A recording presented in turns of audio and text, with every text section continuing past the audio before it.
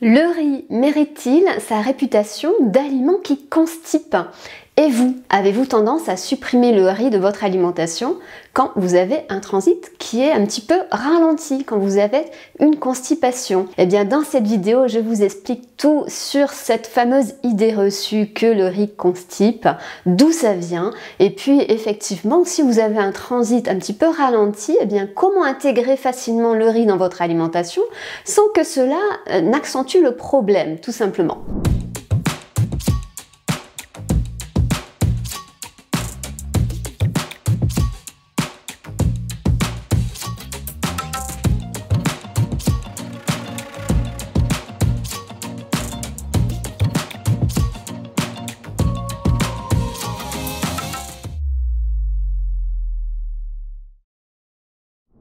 Alors, pourquoi est-ce qu'on dit que le riz constipe? Tout d'abord, il est vrai que le riz blanc, c'est-à-dire le riz non complet, le riz dont on a enlevé l'enveloppe riche en fibres, l'écorce tout simplement, eh bien le riz blanc est pauvre en fibres. Effectivement, quand on mange beaucoup de riz et qu'on mange pas grand-chose à côté, c'est-à-dire qu'on mange pas suffisamment de légumes, de fruits ou d'autres aliments riches en fibres, eh bien ça peut avoir tendance à ralentir un petit peu le transit et à entraîner une constipation plus ou moins chronique. Deuxième chose, on dit aussi que le riz est souvent sans résidus.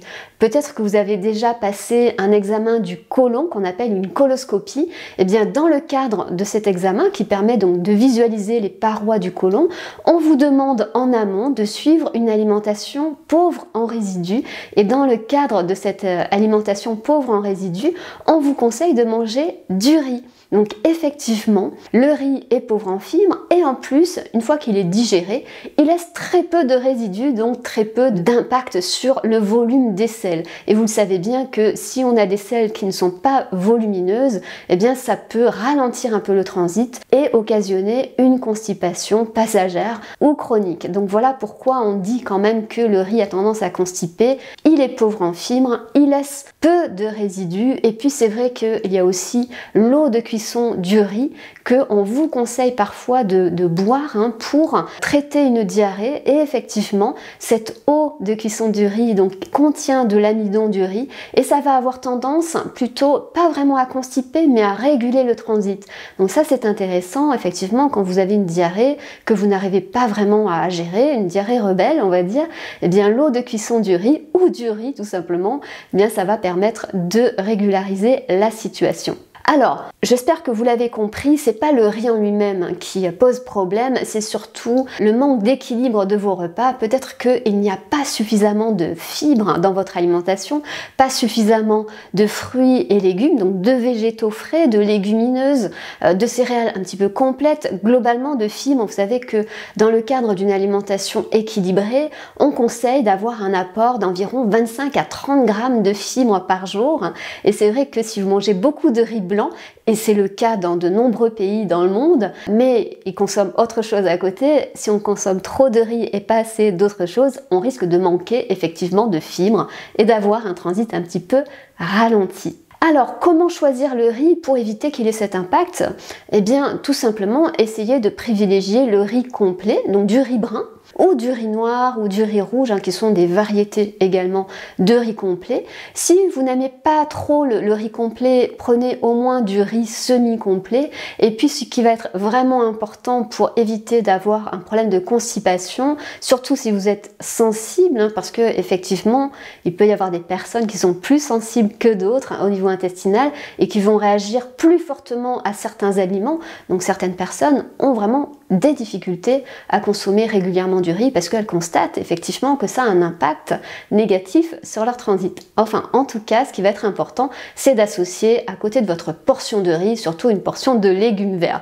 Et là, ce qui est génial, c'est que vous allez pouvoir ainsi vous constituer une assiette équilibré avec donc des féculents avec le riz, les végétaux qui vont représenter votre portion de légumes et n'oubliez pas d'y ajouter quand même un petit peu de protéines animales ou végétales pour constituer votre assiette équilibrée.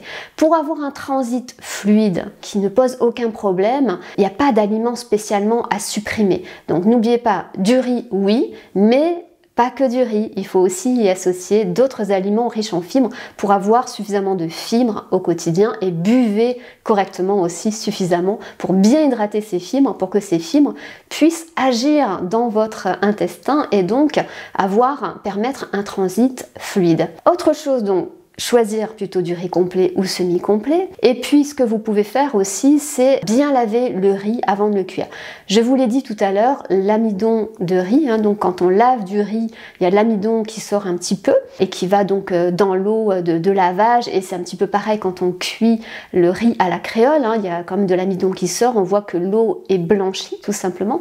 Et bien cette eau de cuisson, donc qui est riche en amidon, effectivement elle peut avoir tendance à ralentir le transit chez certaines personnes. Ce que vous pouvez faire quand vous aimez par exemple consommer le riz pilaf, le risotto, eh bien tout simplement vous allez laver le riz pour éliminer cet amidon là qui a tendance un petit peu à ralentir le transit. Ce n'est pas nécessaire de réaliser cette opération quand vous cuisez le riz à la créole, c'est-à-dire quand vous allez le cuire dans un grand volume d'eau et que vous allez ensuite jeter l'eau de cuisson. Là, il n'y a pas d'intérêt à le laver avant. En revanche, quand vous faites du riz pilaf ou du risotto ou d'autres façons de cuire le riz où il n'y a pas d'élimination d'eau, il faut vraiment bien laver le riz, c'est quand même préférable. Un autre aliment, une autre variété de riz peut-être à éviter si vous avez tendance à avoir un transit un petit peu ralenti, c'est ce qu'on appelle le riz gluant. Alors c'est pas quelque chose qu'on consomme vraiment en Europe, c'est plutôt quelque chose qu'on consomme en Asie, le fameux sticky rice, comme on dit en anglais. Nous on appelle ça le riz gluant.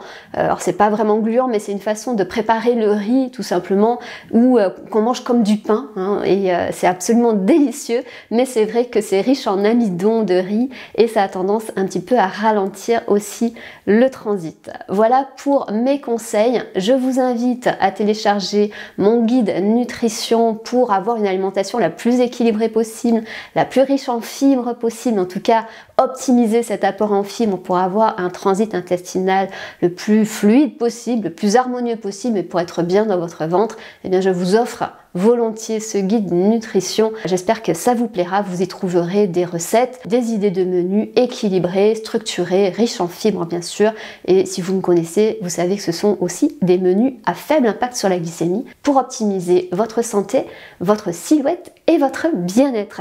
N'oubliez pas de liker cette vidéo, de vous abonner à cette chaîne pour m'encourager à vous donner toujours plus de contenu nutrition et vous aider à atteindre vos objectifs, donc quel qu'il soit au niveau de votre santé ou de votre silhouette ou de votre bien-être. Et puis donc, je vous souhaite une très bonne soirée, un très bon week-end et on se retrouve la semaine prochaine pour des nouveaux conseils nutrition, minceur et mieux-être.